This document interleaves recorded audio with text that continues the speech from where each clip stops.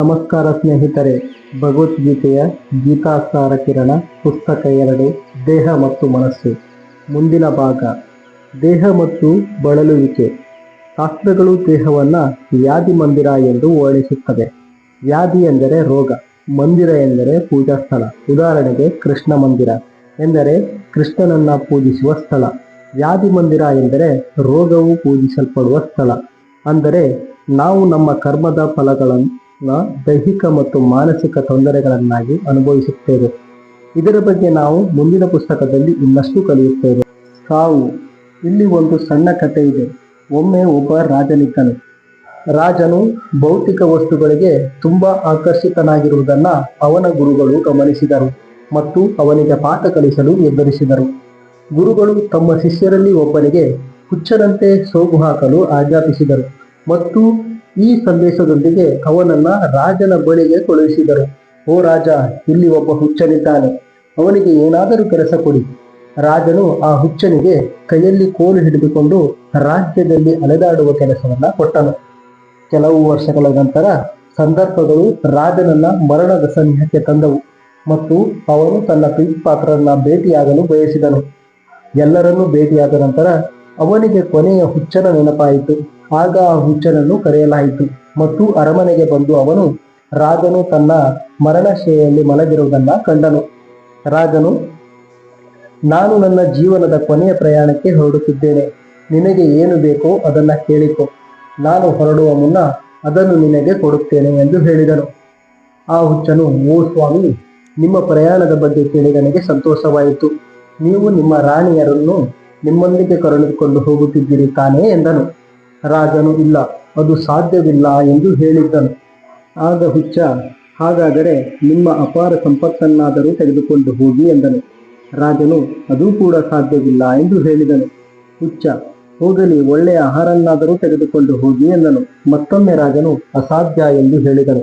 ಕೊನೆಗೆ ಹುಚ್ಚನಿಗೆ ಉಪಕಾರ ಮಾಡಲು ಬಯಸಿ ರಾಜನು, ನೀನು ಅನೇಕ ವರ್ಷಗಳಿಂದ ನನಗೆ ನಿಷ್ಠೆಯಿಂದ ಸೇವೆ ಸಲ್ಲಿಸಿರುವೆ.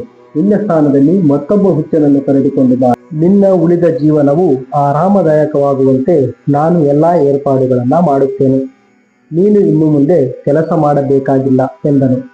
ಸ್ವಲ್ಪ ಯೋಚಿಸಿದ ಬಳಿಕ ಹುಚ್ಚನು ರಾಜನ ಕಡೆಗೆ ಬೆರಳು ತೋರಿಸಿ, ಓ ಸ್ವಾಮಿ, ಇಲ್ಲಿ ನನಗಿಂತ ಮಹಾನ್ ಮೂರ್ಖರೊಬ್ಬರು ಇದ್ದಾರೆ ಎಂದು ಹೇಳಿದನು. ಕೋಪಿತನಾದ ರಾಜನು, ಏನು ಹೇಳುತ್ತಿದ್ದೀಯಾ ಎಂದು ಕೇಳಿದನು.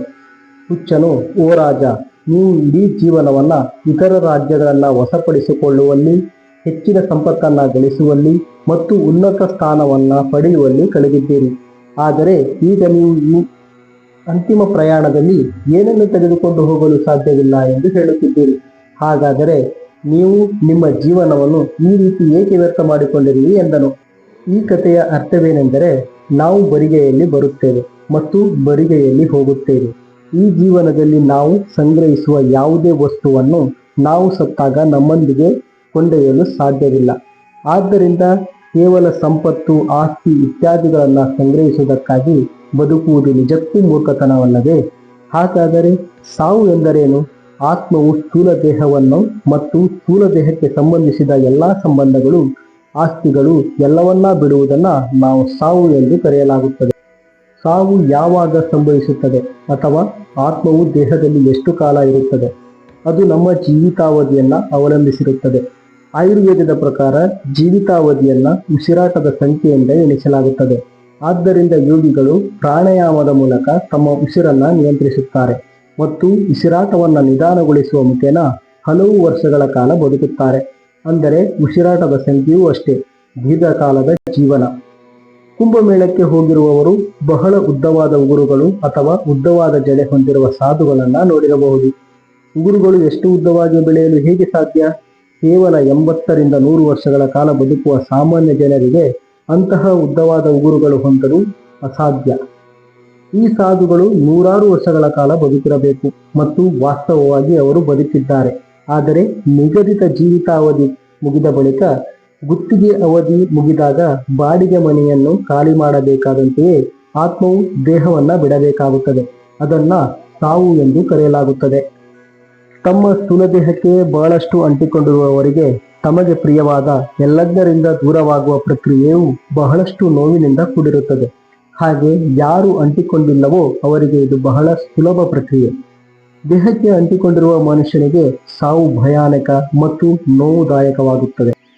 ಈಗ ಸೂಕ್ಷ್ಮ ದೇಹದ ಬಗ್ಗೆ ತಿಳಿಯೋಣ.